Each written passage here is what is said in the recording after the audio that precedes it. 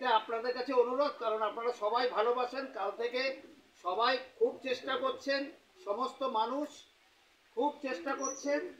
বালুঘাট শহরের খিদিরপুর শ্মশান সংলগ্ন আত্রাই নদীর খাড়িতে একটি সার পড়ে যাওয়াকে কেন্দ্র করলে চাঞ্চল্য সৃষ্টি হয় এলাকা জুড়ে। রবিবার বিষয়টি নজরে আসতেই ঘটনাস্থলে আসেন স্থানীয় কাউন্সিলর অভিজিৎ সাহা সহ ফায়ার ব্রিগেডের কর্মীরা।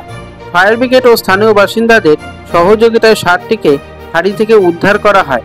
উদ্ধার করে চিকিৎসার ব্যবস্থা করা হয়েছে বলে জানান পশু হাসপাতালের তরফ থেকে।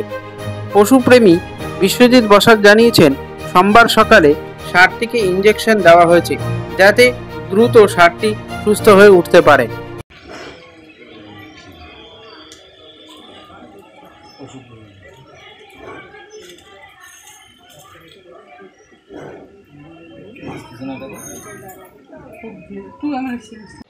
খিদিরপুর শ্মশান এলাকায় একটি ষাঁড় কালকে একাধিকবার খাড়িতে পড়ে গেছিল, সেটাকে রিকভার করা হয়েছে। অসুস্থ, কি ট্রিটমেন্ট করলেন, কি অবস্থা বর্তমানে? আমি তো কালকে আমাকে যখন ফোন করেছিল, ফোন করবার পরে আমরা চারিদিক থেকে চেষ্টা করি। কালকে রবিবার ছিল, কোনো ডাক্তার কিচ্ছু নেই। তারপরে আমি কলকাতাতে ফোন করি রাজ্য প্রাণী সম্পদ দপ্তরে। ওরা সমস্ত লিখে টিখে নিয়ে বললেন যে আজকে পরিষেবা দেওয়া সম্ভবই না, আগামী কালকে আপনি সকাল 9টায় আমাদেরকে ফোন করুন। এর মধ্যে আমাদের লোকজনকে দু একজনকে আমরা পাঠাবার চেষ্টা করেছি, এবং তপনের এক ডাক্তারবাবু রাত্রিবেলায় এসেছিলেন প্রাণী সম্পদ বিভাগের, ওইখানেই বাড়ি। উনি রাতে 2টো ইঞ্জেকশন দিয়েছেন। আজকে আমি যখন ফোন করি তখন রাজ্য দপ্তর থেকে জেলাকে ফোন করে।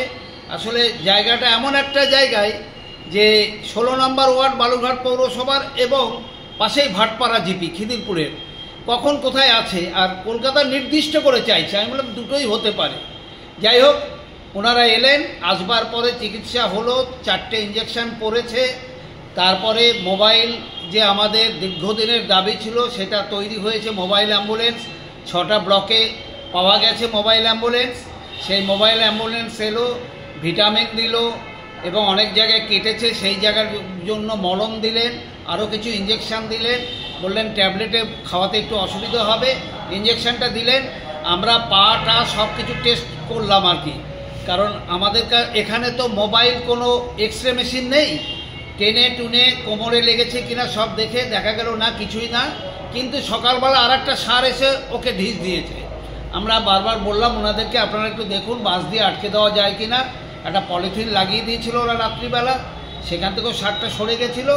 আশা করি ভালো হয়ে যাবে। যদি কিছু হয় ওনারা ফোন করবেন, আবার মোবাইল যে আমাদের অ্যাম্বুলেন্স আছে সেটা পাঠানো হবে। ডক্টর মন্দিরা গোস্বামী নিজে আজকে গিয়েছিলেন, তিনি ট্রিটমেন্ট করেছেন। আপনার নাম?